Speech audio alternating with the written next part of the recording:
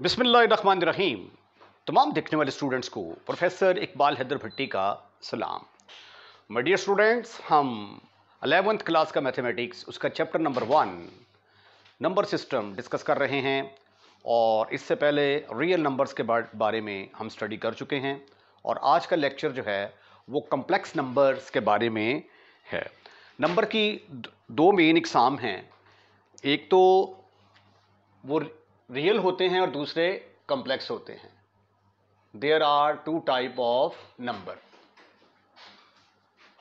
Number 1 real, number 2 complex numbers. Complex numbers. Real numbers के बारे में हम पढ़ चुके हैं और कम्प्लेक्स नंबर के बारे में हमने पढ़ना है। कम्प्लेक्स के अगर उर्दू मीनिंग देखे जाएं तो कम्प्लेक्स का मतलब बनता है पेचीदा।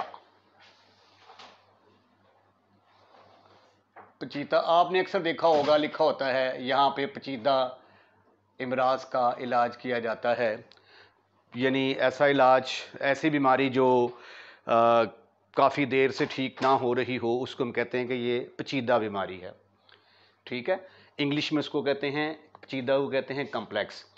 अब हमारे पास जो है जो रियल लाइन है, इसके ऊपर बेशुमार किस्म के इन्फिनिटी नंबर जो है रियल नंबर्स मौजूद हैं। ज़ीरो दाएं तरफ मूव करते जाएं तो पॉजिटिव नंबर आते जाएंगे, नेगेटिव की तरफ मूव करते जाएंगे, लेफ्ट साइड की तरफ मूव करते जाएंगे तो नेगेटिव नंबर आते जाएंगे। इतने इन्फिनिटी नंबर होने के बावजूद हमें जब इस तरह की इक्वेशन सॉल्व करनी पड़ी, x square plus 1 is equal to 0, x square plus x plus 1 is equal to 0, तो इसका सोल्यूशन रियल लाइंस के ऊपर जो नंबर है, रियल नंबर्स में इसका सोल्यूशन मौजूद ही नहीं था। ये देखिए, x square is equal to -1, x is equal to plus minus square root of -1। क्योंकि कोई भी हमारे पास ऐसी एक्स की ऐसी वैल्यू नहीं है सेट ऑफ रियल नंबर में जो वैल्यू हम यहां पे पुट करें तो हमारी इक्वेशन सेटिस्फाइड हो जाए। तो इस तरह की इक्वेशंस जब मैथमेटिशियंस को सॉल्व करनी पड़ी तो वो कहते हैं ना कि उनकी रिसर्च के ऊपर ब्रेक लग गई। काफ़ी देर तक जो है ना ये समझ नहीं आ रही थी कि इस तरह की प्रॉब्लम्स को कैसे हल किया जाए। तो इसने जो है ना मैथमेटिक्स के अंदर काफ़ी पेचीदगियाँ पैदा कर दी।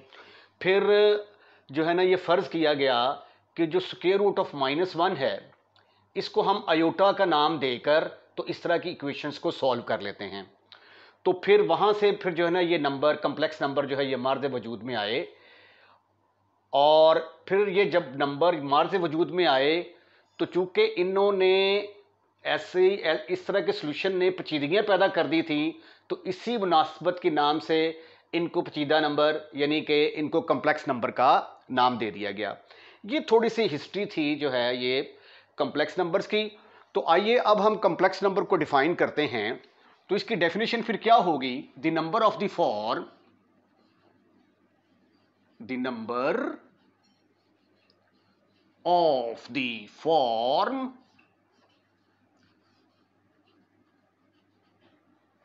x plus iota y, where iota क्या है? आयोटा स्क्वायर रूट ऑफ -1 का नाम है। The numbers of the form, ऐसे नंबर जिनकी शक्ल x प्लस आयोटा y की तरह के बराबर होती है, जिसमें आयोटा की वैल्यू स्क्वायर रूट ऑफ -1 के बराबर होती है, और called complex numbers. Complex numbers. अब कॉम्प्लेक्स नंबर्स के अंदर आपको दो चीजें नजर आएंगी, एक के साथ आयोटा लगा हुआ है, एक के साथ आयोटा नहीं लगा हुआ। तो कॉम्प्लेक्स नंबर को यूजुअली तौर पर हम जो है ये z के साथ डिनोट करते हैं। तो फर्ज कर लिया कि z जो है is equal to x plus iota y, ये मेरे पास एक कॉम्प्लेक्स नंबर है। इसके दो हिस्से हैं। ये वाला जो पार्ट होता है इसके साथ आयोटा लगा हुआ है, इसके साथ आयोटा नहीं लगा हुआ, इसको कहते हैं real part. Real part of complex number z। और जो आयोटा के साथ लगा होता है ये वाला, इसको कहते हैं imaginary part, imaginary part, imaginary part of z। तो मैथमेटिकली इसको डिनोट कैसे करेंगे? आर ई से मुराद real, real part of z। Real part of z किसके बराबर है? x के बराबर। और I M mean imaginary, imaginary part जो है z का वो किसके बराबर आ गया? y के बराबर आ गया। तो दो पार्ट होते हैं कॉम्प्लेक्स नंबर के, एक के साथ आयोटा लगा होता है, एक के साथ आयोटा नहीं लगा होता। जिसके साथ आयोटा नहीं लगा होता उसको हम रियल पार्ट कहते हैं, जिसके साथ आयोटा लगा होता है उसको इमेजिनरी पार्ट कहते हैं। अब हम देखते हैं कि व्हाट इज प्योर इमेजिनरी। ये जो कॉम्प्लेक्स नंबर्स हैं ना, इनको इमेजिनरी नंबर्स भी कहते हैं, are called complex number are imaginary, क्योंकि हमने सपोज किया है ना ये आयोटा को, तो इसलिए इनको इमेजिनरी नंबर्स भी बोला जाता है। नोट, प्योर इमेजिनरी क्या होता है? What is pure imaginary? Pure imaginary,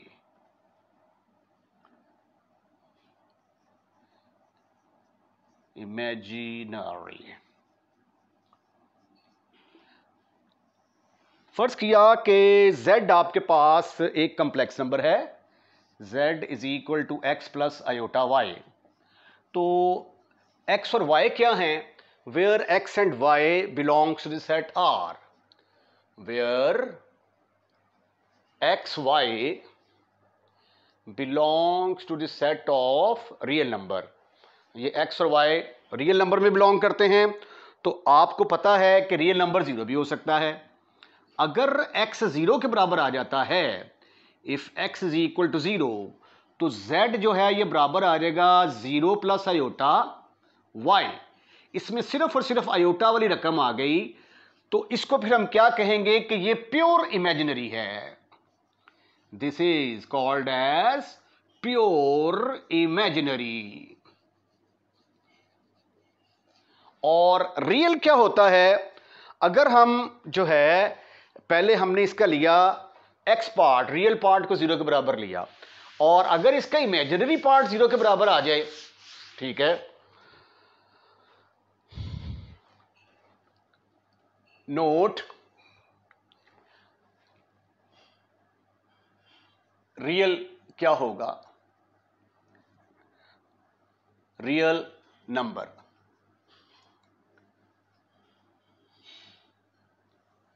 pure imaginary number कह दे इसको साथ, pure imaginary number, number real number. फर्ज किया कि z is equal to x plus iota y, मेरे पास एक कॉम्प्लेक्स नंबर है। अगर इसके अंदर y जीरो के बराबर आ जाता है, y जीरो के बराबर, तो z is equal to x plus iota into zero, तो यह आ गया x plus zero is equal to x.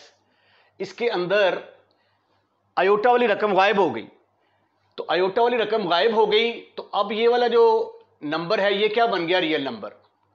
तो इसका मतलब ये हुआ कि एवरी रियल नंबर जो है उसको हम कॉम्प्लेक्स नंबर कह सकते हैं।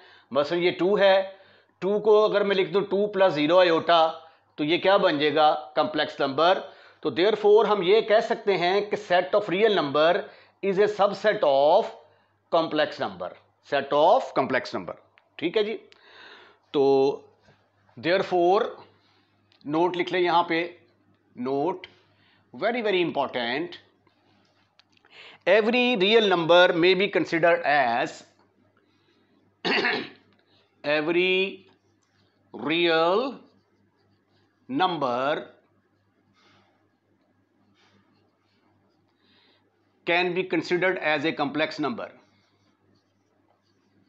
considered as a complex number, complex number whose imaginary part will be 0, whose imaginary part is 0। तो मसलन 2 है, 2 को मैं लिख सकता हूं 0, 2 + 0 आयोटा, 2 + 0 आयोटा। इसी तरह मैं 3 को लिख सकता हूं, स्क्वायर रूट ऑफ 3 जो है उसको मैं लिख सकता हूं स्क्वायर रूट ऑफ 3 + 0 आयोटा। मैं 2/3 को लिख सकता हूं 2/3 + 0 आयोटा। तो इसका मतलब है कि हर रियल नंबर कम्प्लेक्स नंबर है। तो एक बहुत इंपॉर्टेंट रिजल्ट यहां से निकला कि set of real number is a subset of set of complex number. अब हर कॉम्प्लेक्स नंबर जो है वो रियल नंबर नहीं होगा। नोट, हर रियल नंबर तो कॉम्प्लेक्स होगा, but every complex number is not a real. Every complex number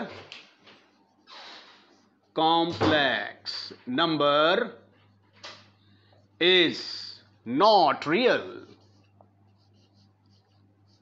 ठीक ठीक ठीक ठीक ठीक ठीक। कुछ कॉम्प्लेक्स नंबर रियल हो सकते हैं जिनका इमेजिनरी पार्ट 0 के बराबर होगा, वो रियल होंगे। ठीक है, अब x + 2 + 3 आयोटा है, लेट्स सपोज दैट 2 + 3 आयोटा, ये तो रियल नहीं हो सकता ना। हाँ, अलबत्ता अगर 3 0 के बराबर आ जाए तो 2 + 0 आयोटा ये जो है ये रियल हो सकता है। तो हर रियल नंबर जो है वो तो कॉम्प्लेक्स नंबर हो सकता है, लेकिन हर कॉम्प्लेक्स नंबर रियल नंबर नहीं होगा। अच्छा, ये देखिए जी, एक नोट और लिख लें, वेरी वेरी इंपॉर्टेंट, यहां पे करके लिख लेते हैं नोट। अभी आपने डिफाइन किया कि स्क्वायर रूट ऑफ -1 जो है आयोटा किसके बराबर है, square root of -1, squaring both side. तो ये आयोटा स्क्वायर किसके बराबर आ जाएगा, -1 के बराबर। तो ये भी एक बड़ा इंपॉर्टेंट किस्म का रिजल्ट है, आपने अच्छे तरीके से याद रखना है। अब कॉम्प्लेक्स नंबर को हम ऑर्डर्ड पेयर की शक्ल में भी रिप्रेजेंट कर सकते हैं। ऑर्डर्ड पेयर का मतलब ये होता है कि इनकी तरतीब चेंज नहीं कर सकते। मसलन 2,3 इज नॉट इक्वल टू 3,2।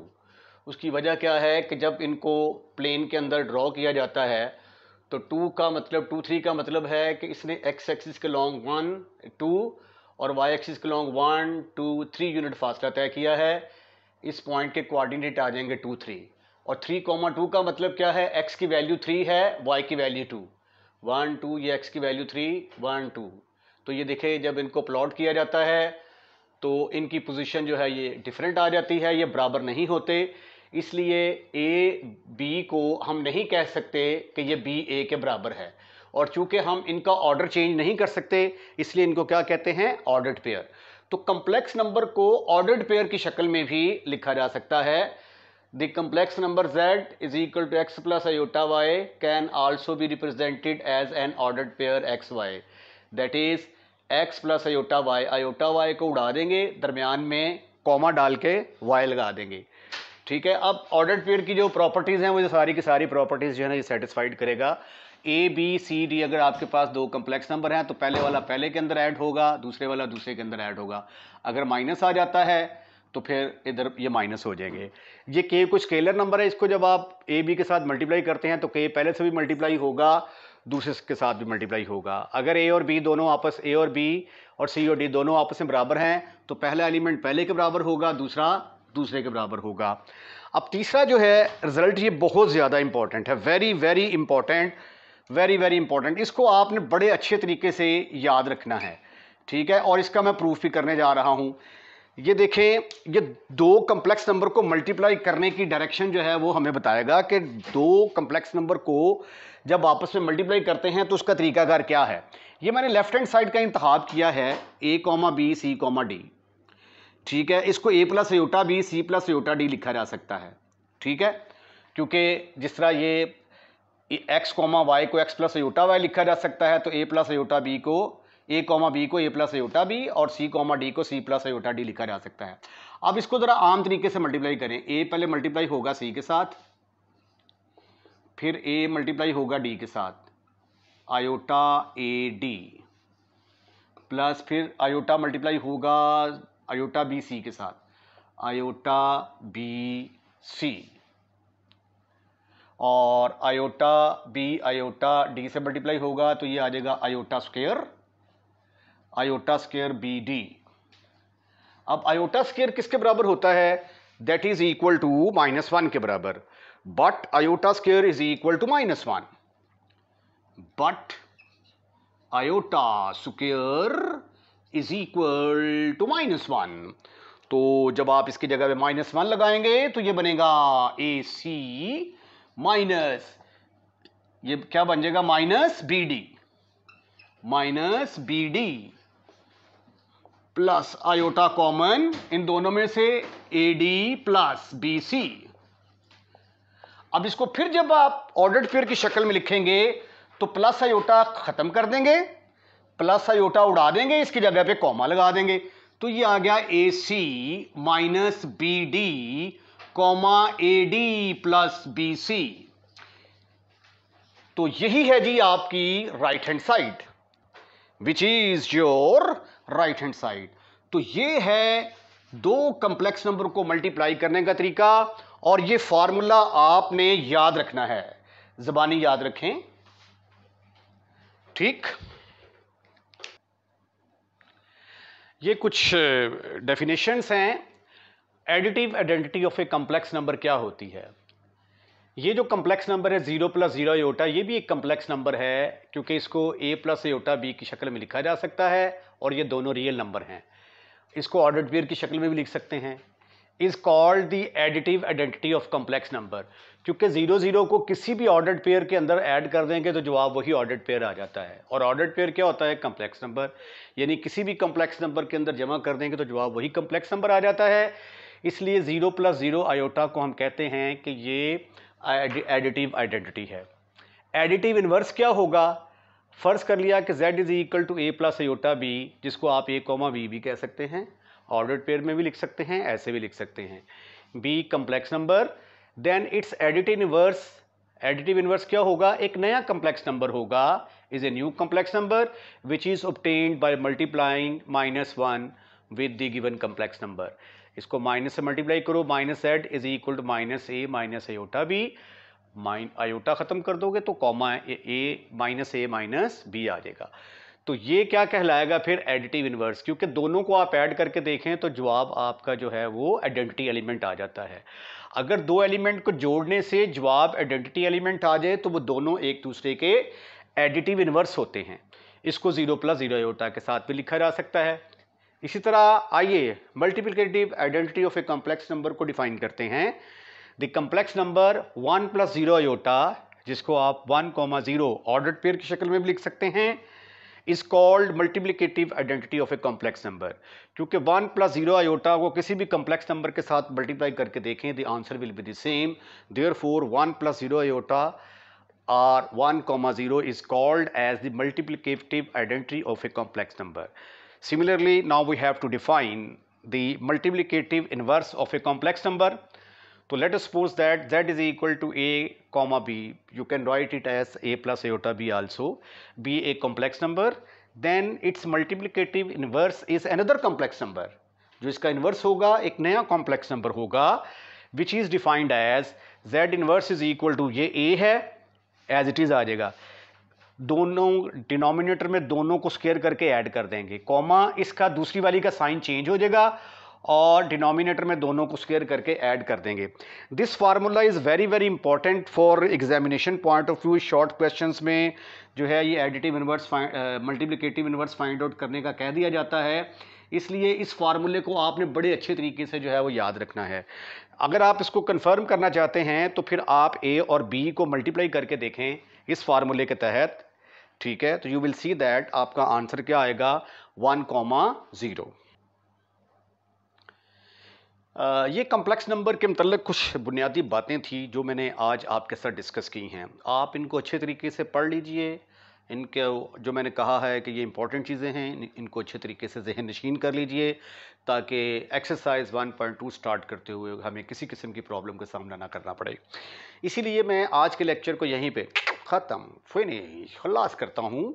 उम्मीद है कि अगर आपने शुरू से लेकर आखिर तक लेक्चर को वॉच किया है तो डेफिनेटली लेक्चर आपको पसंद आया होगा।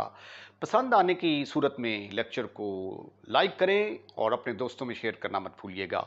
और अगर आपने हमारा चैनल सब्सक्राइब कर दिया है तो थैंक यू वेरी मच, और अगर आपने हमारा चैनल सब्सक्राइब नहीं किया तो बड़ा मेहरबानी सबसे पहले फ़राइज़ समझते हुए हमारे चैनल को सब्सक्राइब करें, क्योंकि चैनल को सब्सक्राइब करने के कोई भी एक्स्ट्रा चार्जेस नहीं हैं। अपना ख्याल रखिएगा, अगली वीडियो का इंतज़ार कीजिएगा। अल्लाह हाफिज़।